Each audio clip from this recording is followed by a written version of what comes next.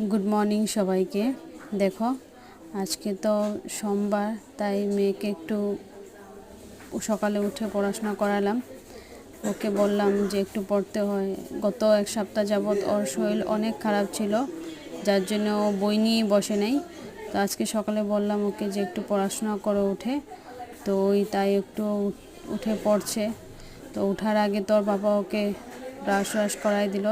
তার আগে আমি ওর ব্রেকফাস্ট বানিয়েছি, খেয়ে যাবে, নিয়ে যাবে স্কুলে। তারপরে এসে ওকে একটু বসালাম যে তুমি একটু পড়ো।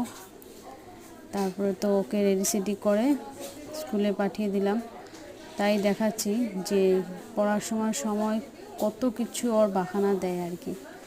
তারপর দেখো আজকে সোমবার, তো আমি শিবকে জল ফুল দিলাম, দুধ দিলাম, তাছাড়া আমার ঘরের পূজা দিলাম।